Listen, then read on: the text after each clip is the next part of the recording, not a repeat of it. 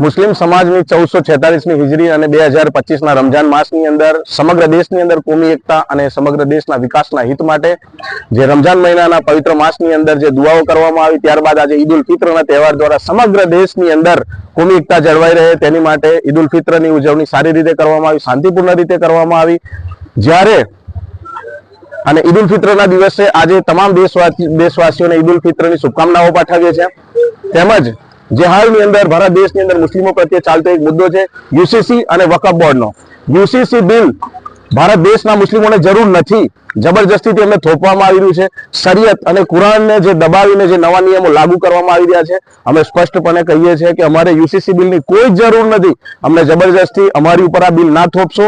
વકફ bill જે લાગુ કરવા માટે જઈ રહ્યા છે, વકફ બિલની બી અમારે જરૂર નથી। અમે આજે સમગ્ર દેશના મુસ્લિમો તેમજ બોડેલીના શહેરના મુસ્લિમો હાથ પર અમે કાળી પટ્ટી બાંધીને અમે જે વિરોધ અમારો દર્શાવ્યો છે એ શાંતિપૂર્ણ રીતે વિરોધ દર્શાવ્યો છે। સરકારને અમે સ્પષ્ટપણે કહેવા માંગીએ છીએ કે અમારે યુસીસી બિલની કોઈ જરૂર નથી, અમારે વકફ બિલની પણ કોઈ જરૂર નથી। અમારી ઉપર જબરજસ્તી આ નિયમ થોપીને મુસ્લિમોને જે સાંત્વનાને, મુસ્લિમોને જે શાંતિપ્રિય મુસ્લિમોને જે એમના હક અધિકારો છીનવામાં આવી રહ્યા છે એ હક અધિકારો છીનવામાં ના આવે એવી અમારી સરકારને અપીલ છે। અને આજે સમગ્ર દેશની અંદર ઈદ ઉલ ફિત્રના તહેવાર નિમિત્તે ફરી એકવાર સૌ કોઈને શુભકામનાઓ પાઠવીએ છીએ। હું શાહિદ મંસૂરી, સામાજિક કાર્યકર।